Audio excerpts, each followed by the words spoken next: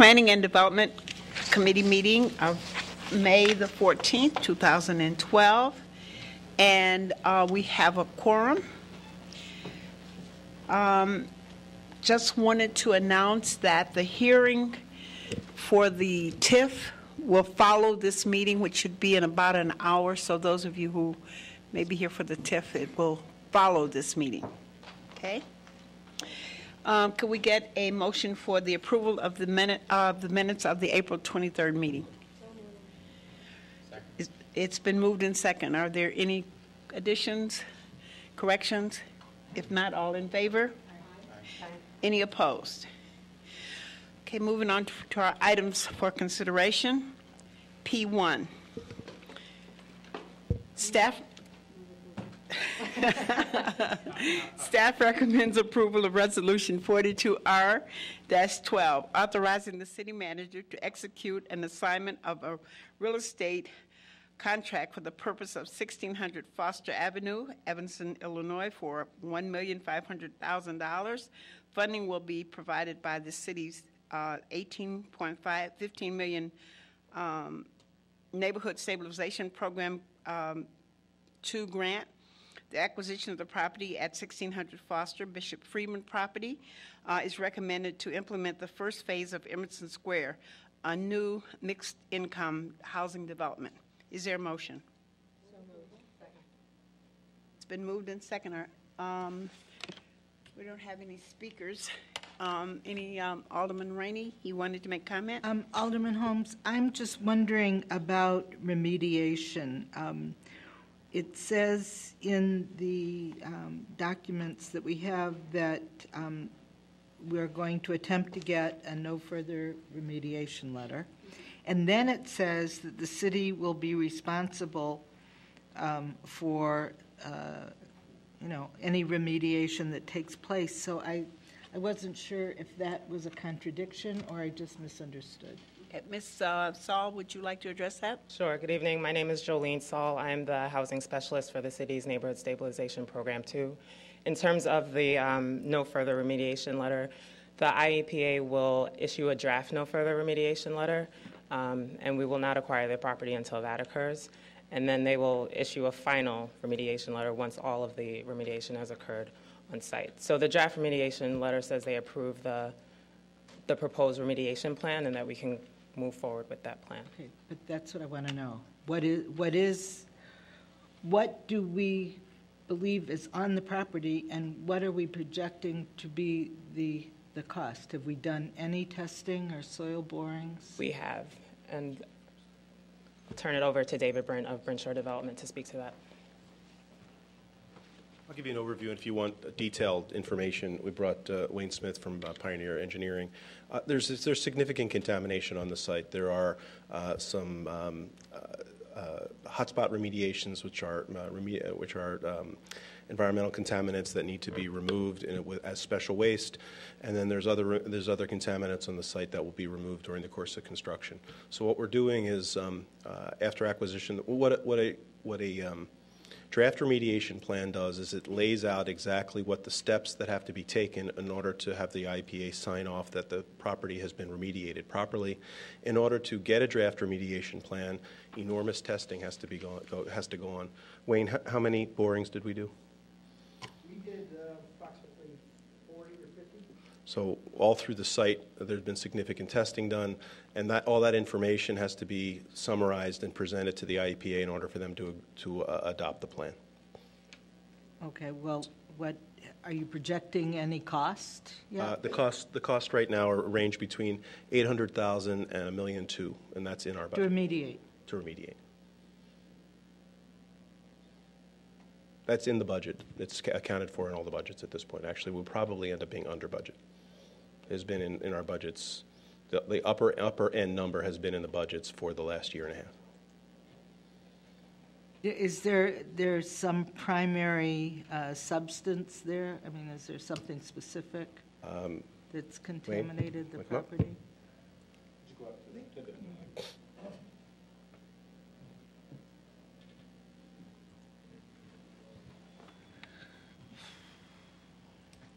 Hello, I'm Wayne Smith with Pioneer Environmental.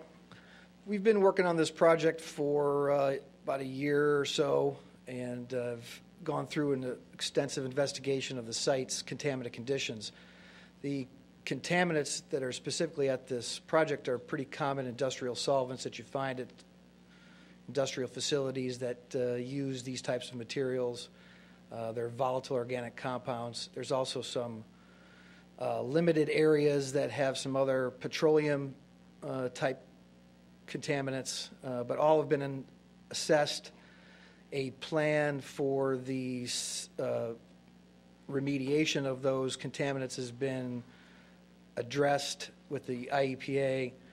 We're in sort of the final stages now of getting the approval for the draft no further remediation letter, which is essentially the document that will say the state has reviewed the information, they've evaluated it in the context of the applicable regulations, and they've approved the approach to addressing the contamination at the site given its intended use. So that's where that brings you pretty much up to date from the environmental side. We should be hearing from the Illinois EPA with their formal approvals in the next, let's hope, within the next 2 weeks or so. So can somebody tell those of us who aren't real familiar with this past year's worth of work, how is the cost of remediating the contaminants related to the cost of the property? Have we deducted, are we paying, we're paying for the property, right? We're paying market value for the And property. Property's been appraised. Pardon me? Property's been appraised. All right. And Are we deducting the $1.2 million from the price of the property, from the no, appraised price? what we deducted from the property was the amount of the estimated contaminants that went into the adjacent site. That wasn't, so there are remediation that has to be done in the adjacent site on Mr. Robinson's land. The cost of that remediation was deducted from the appraised value. Because it leaked onto the other properties. It leaked east. Okay. Any other comments, questions? Okay, it's been moved and second. All in favor? Aye. Any opposed? Okay, P2. Staff recommends that the City Council approve a 1-year extension of the adopted plan development for the construction of a 4-unit building by Brimshore development to be located on the current vacant parcel at 1919 Gray Avenue. Is there a motion? It's been moved and second. Are there any questions, comments? Alderman Rainey? No, it just didn't get turned off. Oh, okay. No, this is pretty straightforward. Okay. All in favor? Aye. Any opposed? On P3, which is ordinance 48-0-12, granting major zoning relief for front yard parking and a rear yard setback at 2627 Lincolnwood Drive. We have one speaker, so before we move it, I'd like that person to, You don't want to... well, we could, no, let's have him speak first. Miss, is that, ooh, I'm sorry, I don't want to murder your name, but I know it's L-A-R, but I can't read the rest of it. No problem. It's Larble SDA. It's a mouthful. Okay. Yeah, I think the materials attached to the application cover a lot of it. I just wanted to quickly run down. We've been, what our status was. I think we're requesting a variance for front yard parking. I know it's something that's not normally allowed for in city zoning, but we have a unique lot. We have no alley access. We have a much smaller lot than is required by minimum zoning standards in our R1 neighborhood. And we explored a number of alternatives, including putting parking on the side yard as an alternative. But none of that's all in the packet information if you've had a chance to look through it. None of those really ended up being practical solutions. So we're just looking for consideration into allowing us to use our current front driveway, which is where we park now, as our required parking. So that's all I have to say. Thank you. Thank you. Alderman Tennant, did you want to make comments?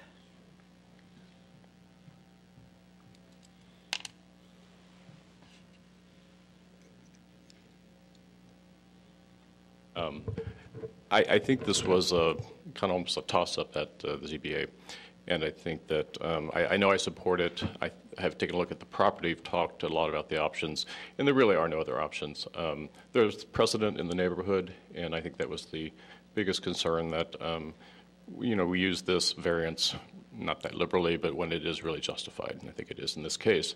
So I would like to have it both introduced and see if we can pull it for action tonight as well. Okay. All right. Alderman Rainey will put that on the list. It's been requested that we suspend the rules for that tonight to move on. Okay. Do you want to just introduce it? Oh, okay. I mean, we'll do that at council. Okay. All right. All in favor? Aye. Any opposed? So that's a 4-1. You get that, Bobby? 4-1. Okay. P4. Staff recommends City Council approval of ordinance. I want to make sure. I didn't have a speaker. So that's what I'm checking. Staff recommends City Council approval of ordinance 39-0-12 as revised. Proposed ordinance 39-0-12 amends the zoning ordinance to reflect the recommendations of the Plan Commission based on a referral of a previous draft of this proposed ordinance by the P&D Committee during its February 13th, 2012 meeting. This is an introduction. Is there a motion? It's been moved and second. Are there any comments? Alderman Rainey. I became very interested in this ordinance all of a sudden when I received a call from a constituent of mine who said that there was a home daycare operating on her block where nobody lived. It was a daycare that operated during the day, and when daycare was over, everybody left and they closed up the house. To me, that's not a home daycare, that's a house daycare, because home occupation means that it's somebody's home, they're living there, and they have a business, and I have no problem with people having a small business in their home. Given the economy and given technology, there's no reason not to allow it. But I am very surprised, and I asked the health department, and that's perfectly legal. You don't have to live there. You can have home daycare, but it's not your home. So this is very interesting because it's also referring that you can have home occupation, home business without anybody living in the home. And that, to me, I don't see the only thing different than for this than having no zoning is that the structure looks like a home. I just don't, I don't know how it happened that unless we always assumed somebody would be living there and then we found out in practice that people really didn't live in the house. Well, that's part of my issue is that we don't know. Director Griffin. Alderman Redding, we concur. We'll follow that up. There's probably a zoning issue associated with it. Health might have been okay with it, but zoning, it's just like you're saying, in order to have a home occupation, the principal use has to be a residence. And I'll be glad to follow that up and report back to you on that. Mm-hmm. Well, a part of what it raises, part of the issue for me in this whole licensing thing, then I'm just not trying to make everything be licensed. But as we talk about this ordinance, as you know, I've been talking about this for several years. This ordinance certainly does address some of the issues that are in my neighborhood, in my ward, I say, like the landscaping and the rug businesses and that kind of thing.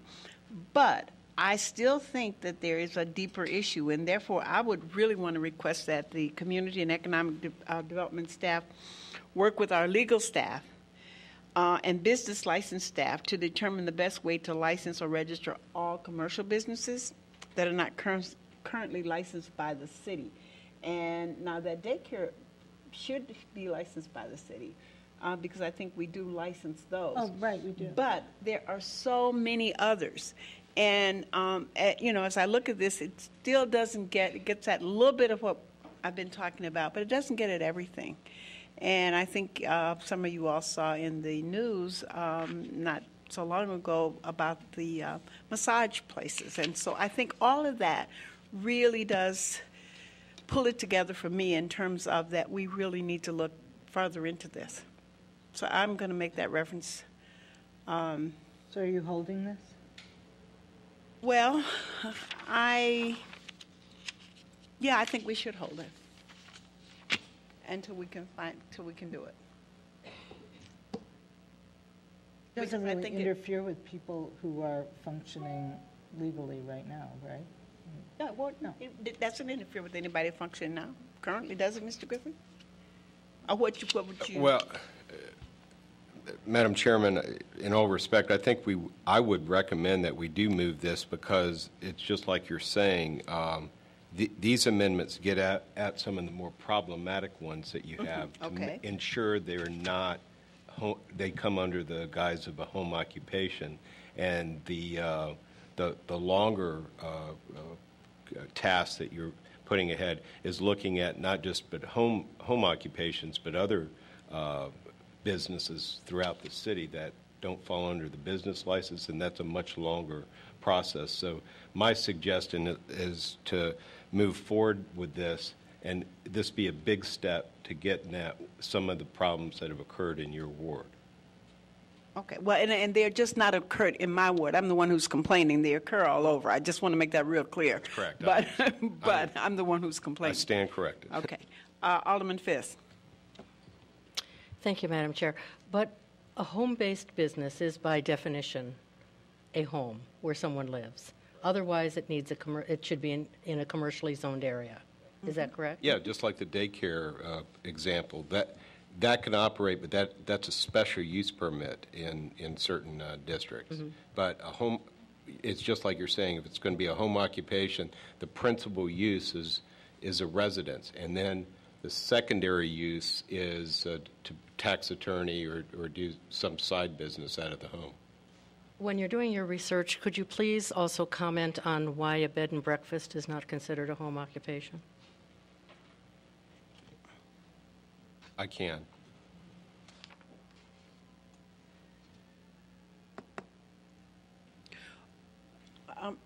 Alderman Nguyen, did you want to comment? Only that I agree with Director Griffin that I think we should move this forward because it does address a number of the issues that are problematic that I have occasionally in my ward as well. And so I think that we should move forward on this, and then the longer term issue should be addressed and looked into as well. All right. Okay. Well, it's been moved in second. So all in favor of moving ahead? Any opposed? Thank you. Okay. And Madam Chairman, we'll take on that other project for you. Fantastic. Thank you. Okay, P5, we have speakers, and I know Mr. Reynolds and Mr. O'Brien, do you want to wait until we discuss? Sometimes I know, Mr. Reynolds, you like to wait until after we introduced it, or would you like to? Okay, well, Mr. O'Brien, I believe, is first, and then. I'll let Mr. Reynolds go first. Okay. He may want to wait. Okay.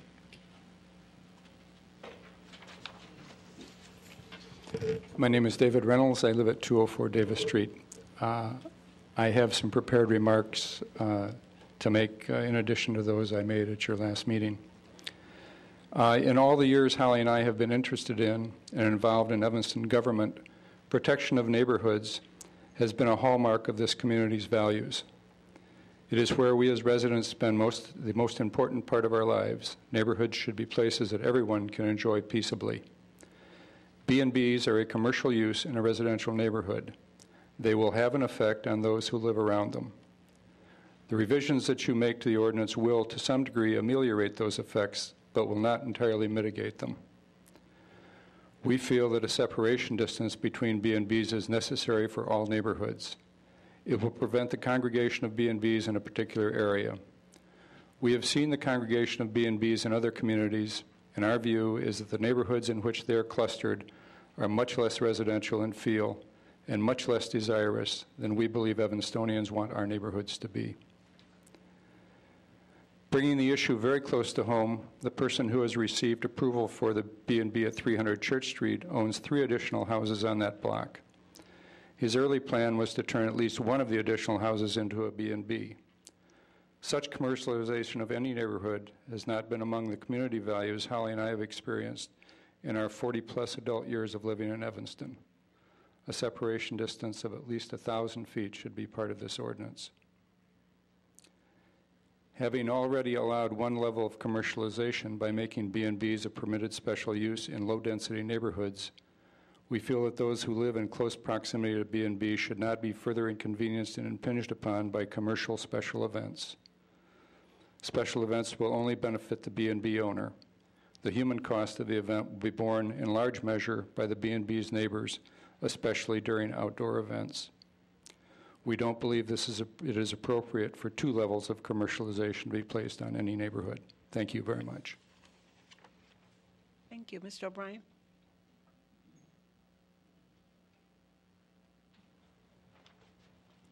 Thank you. My name is Tom O'Brien. I live at 210 Davis Street. And just looking through the where this proposal is right now, I think there's kind of 4 things that go to it actually being an owner-occupied bed and breakfast in terms of both the definition of what an owner is, that they be a 50% owner, that it's their primary resident, that the permit goes with the owner and not the land, and that the owner live in one of the bedrooms. So all of those things go to what I think is what I would have just casual reading of the ordinance as it stood, or as it stands now, I suppose, I think was the intent of the ordinance. And seemed to be a bit of a loophole in our last go-around on a special use permit for a B&B. The other 3 elements, providing parking, no special events, and separation distance, are really about impact on the neighborhood so that you don't have a cluster of B&Bs, so that if you're bringing in extra cars, that you also are obligated to provide the parking for those cars, and the special events, which have more impact on the neighborhood than a normal home would. And so I think there's kind of 2 things to protect. One, the intent of the ordinance, that it actually be an owner, as understood commonly, who lives in and runs the B&B. And second, that there's some rules of the game to mitigate the impact on the neighbors and allows to serve both the needs of the person who might want to run a B&B while also accommodating the interests of the neighbors. So, my position would be to support both the clarification of the ownership and residence requirements and also implementation of what I think are reasonable measures to reduce the impact of the B&B on the neighbors. So, thank you very much. Thank you. Okay, staff. The Plan Commission recommends amending the zoning ordinance to modify the regulations regarding bed and breakfast establishments. The Commission and its zoning committee considered the recommended changes proposed in Ordinance 38-0-12 during several meetings. The ordinance was held in committee on April the 23rd, 2012. Okay, Mr. Marino, did you want to? Yes, thank you, Alderman Holmes. Dennis Marino, Manager of Planning and Zoning.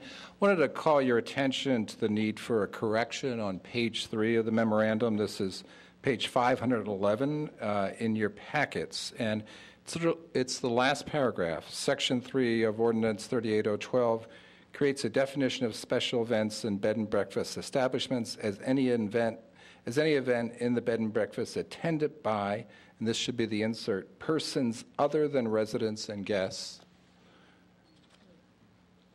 and for which resident owner-operator receives compensation, turning to the next page.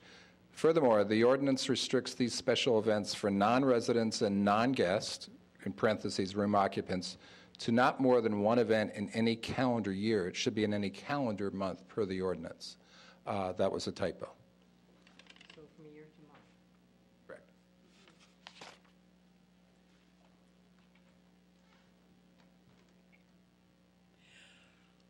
Okay, is there a motion?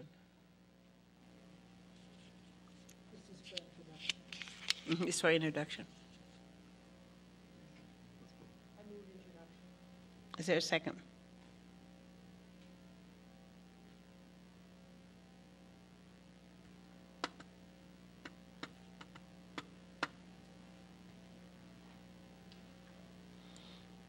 I'll ask again, is there a second?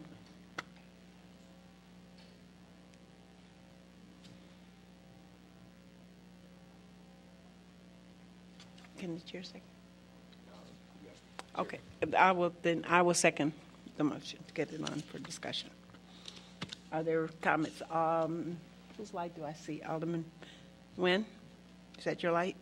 Well, yes, I was going to say that I would withdraw my motion to introduce. But I seconded already, Okay. so. All right, that was why. But I do actually have a question with respect to something that Mr. Marino said.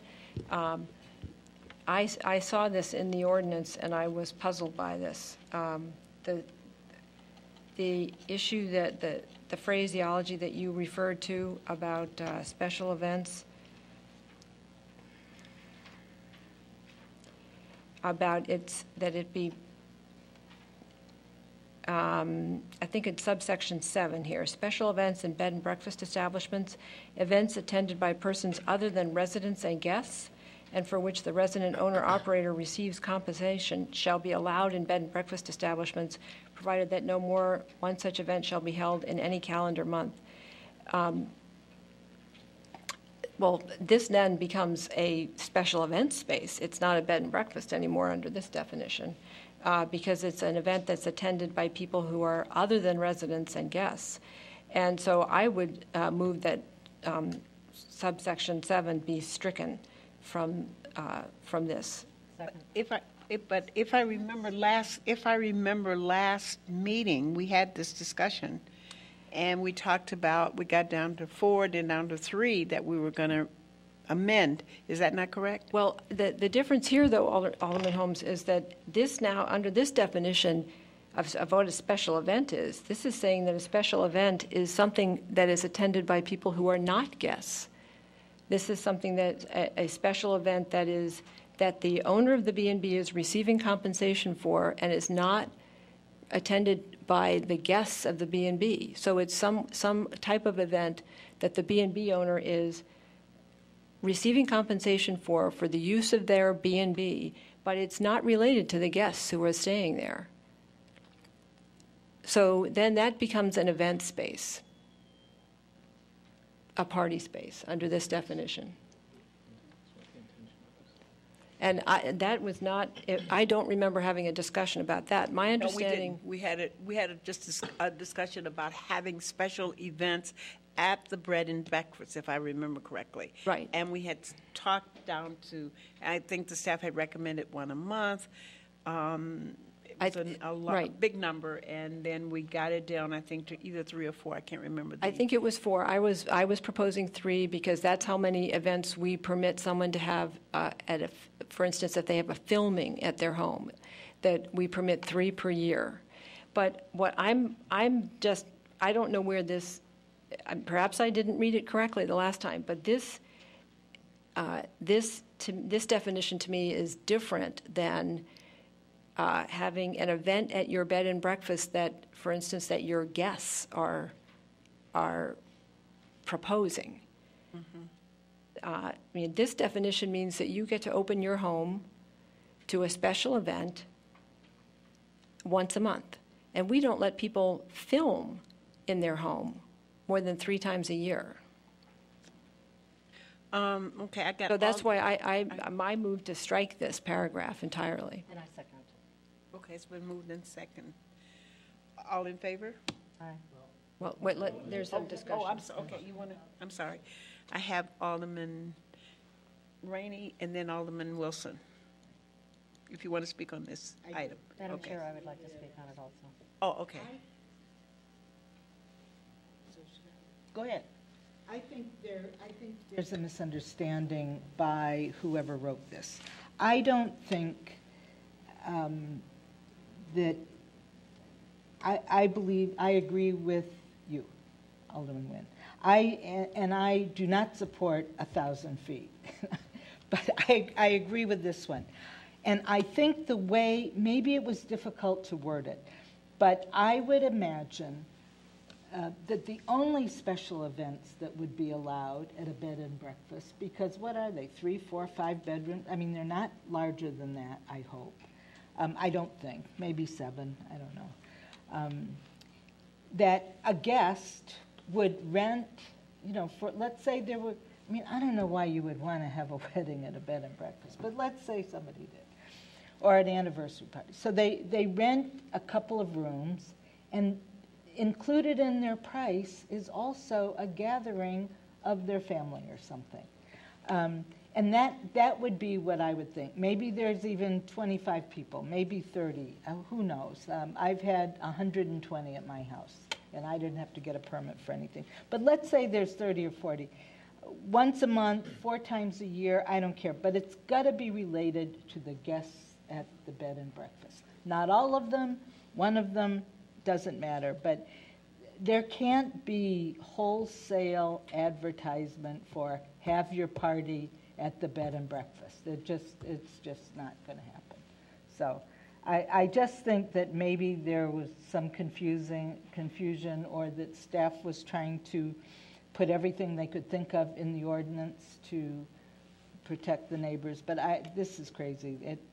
I do think special events of guests ought to be allowed, and I think 4 times a year is plenty. Alderman Wilson and then Alderman Fisk. Alderman Rady pretty much covered. I think my understanding and impression was that this was going to be relating to events that were essentially hosted by one or more of the guests of the B&B. Alderman Fisk? Well, as it was described to me in an earlier meeting with the previous applicant for the bed and breakfast that we've approved, someone could rent a room, a bridesmaid. It would turn into a wedding for 200 people in the backyard. I mean, it's not, if it were just the people who were staying in the bedrooms were going to have an event inside the house, have a tea or something like that, that would be something entirely different. But once the events move to the outside, once they start with amplified music, once they start with guests arriving, you have a totally different environment. And I think that's what the concern is, and I think the neighbors are absolutely right, that this is a commercialization of a residential property, or it could easily become so.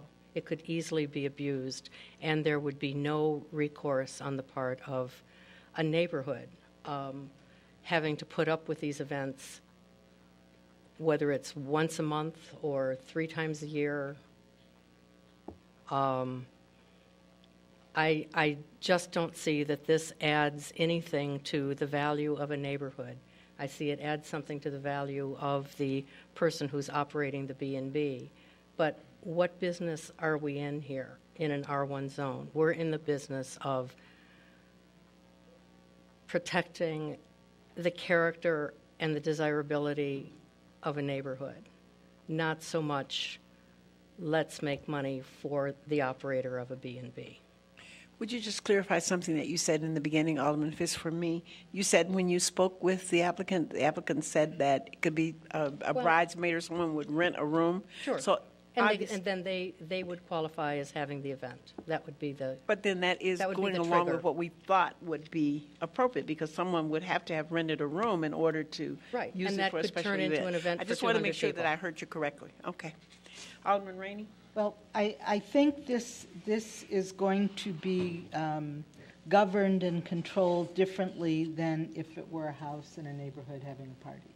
Because, first of all, if it's 4 times a year, there are two of those times nobody's going to have anything outside because it's going to be too cold and too miserable. So they're going to have it inside. If they're having it inside, they're going to be governed by fire department rules, occupancy rules. They're not going to be able to have 300 people inside or 200 people inside. If they want to have amplification, they have to get a license or a permit.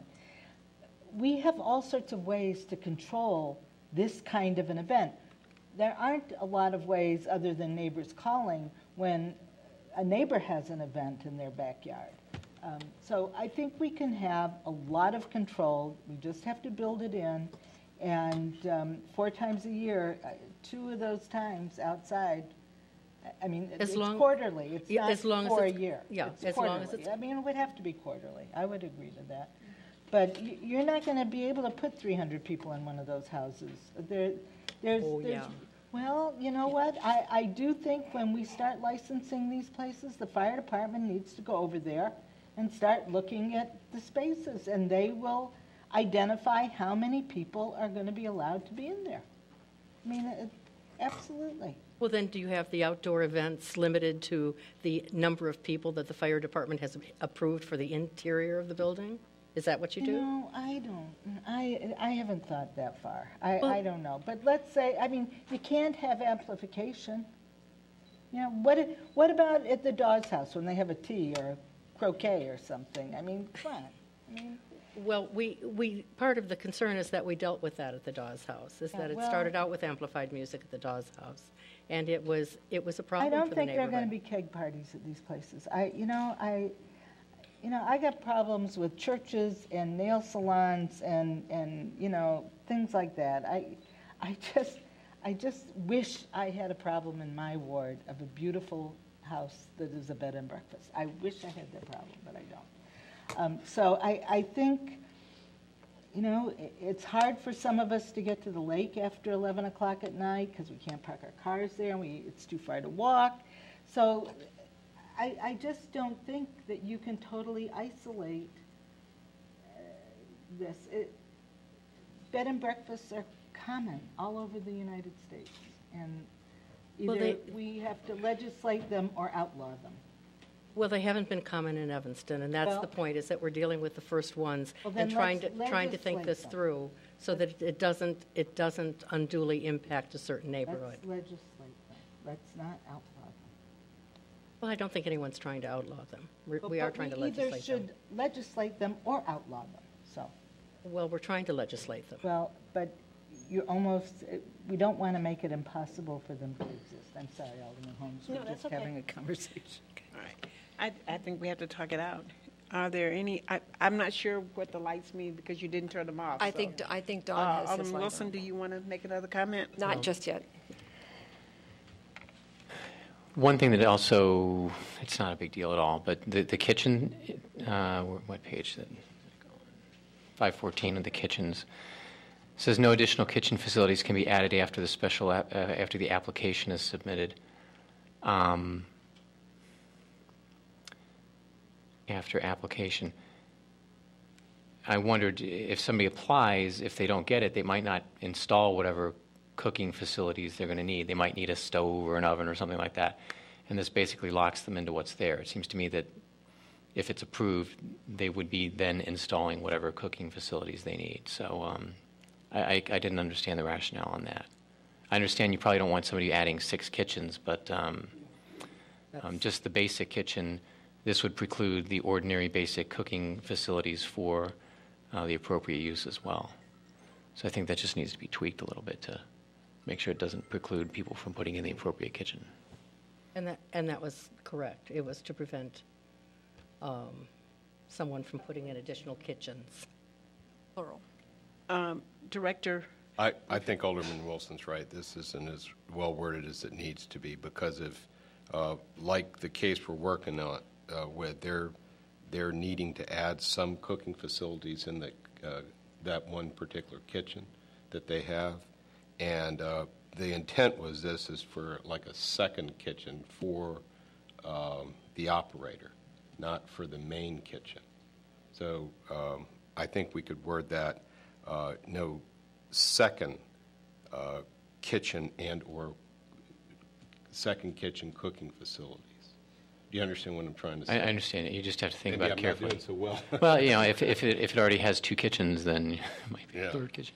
But it just needs a little bit of reworking, just so the intention is clear and it doesn't become over.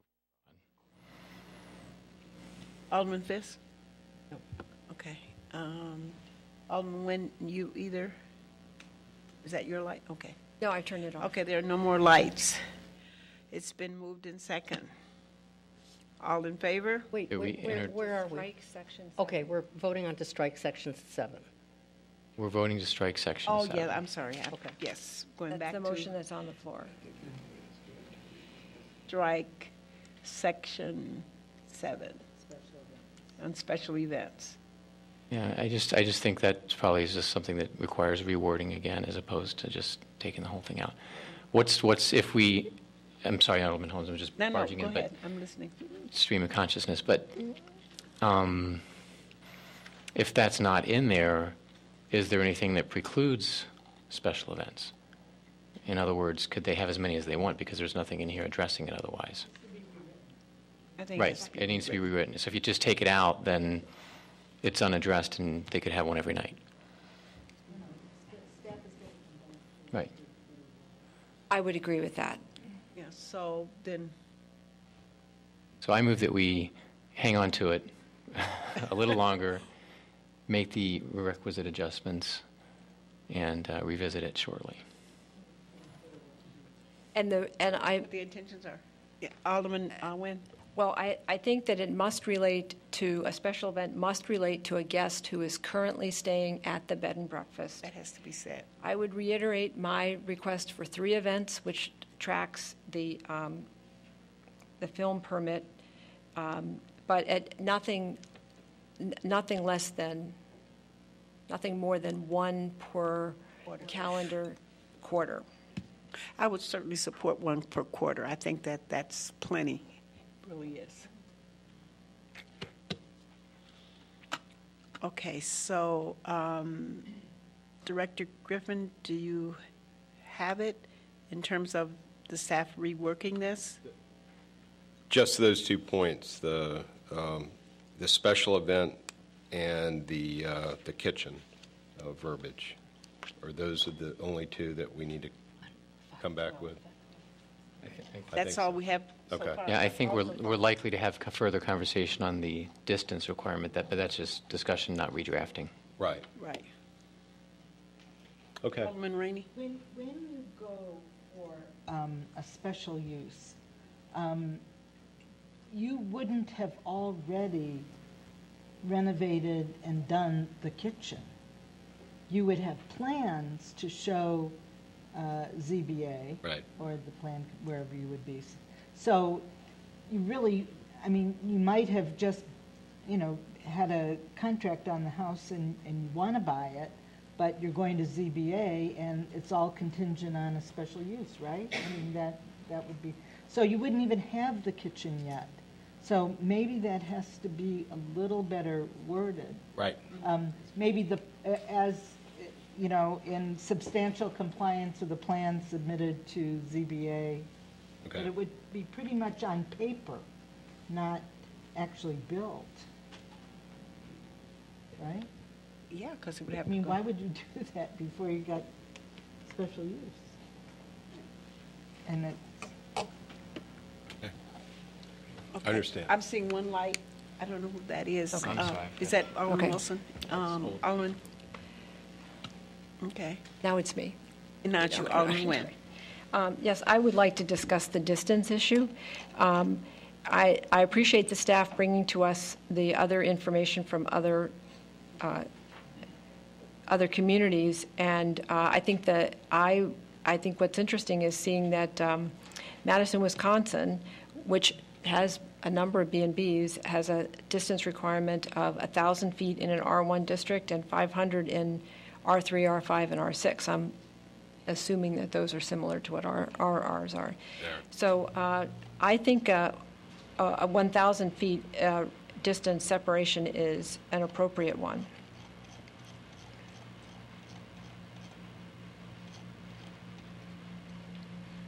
Okay, so do anyone want to comment on that? Alderman Rainey? Well, I mean, I was told that that's about a little more than 3 blocks. Is that true? Well, we have a map in here that shows you. I know, but I didn't look at it.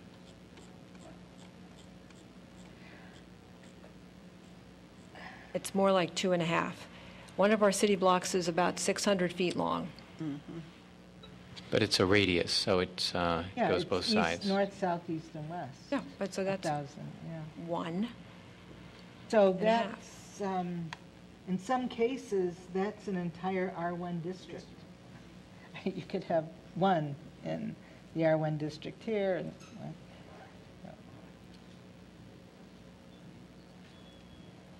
The map shows that in terms of how really, what a big area it does cover. I was trying to pull it up. I can't remember the page that it's on. and On page 519. Could I ask a question? Alderman Rainey? I think it's interesting that you could have more in R3 or R4 or whatever. I mean, isn't that a little elitist that you can put them in multifamily neighborhoods, but not in single family? I'd support the 1,000-foot limit in every single one of our R districts. And I would support 500 feet in all districts.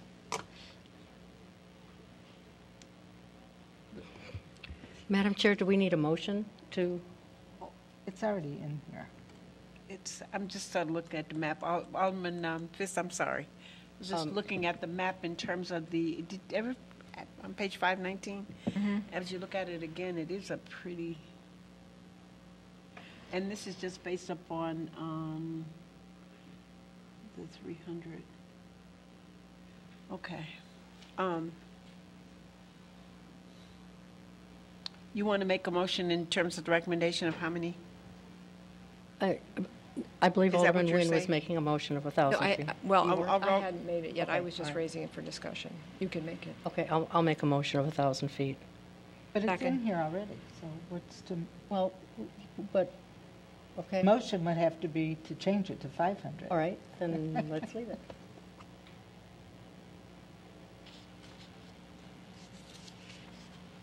Tell me what your pleasure is, Alderman Rainey. I'll make a motion to make it 500 feet in the districts where it's allowed. Is there a second? I think, oh, I'm sorry. No, that's I was good. going to speak to it, Oh, you want to speak to it? but there's no second. There's no so second. I'll nothing to second. speak to. It's been seconded. Okay. I think 500 feet is a reasonable distance. That would be a block and a half in all 4 directions.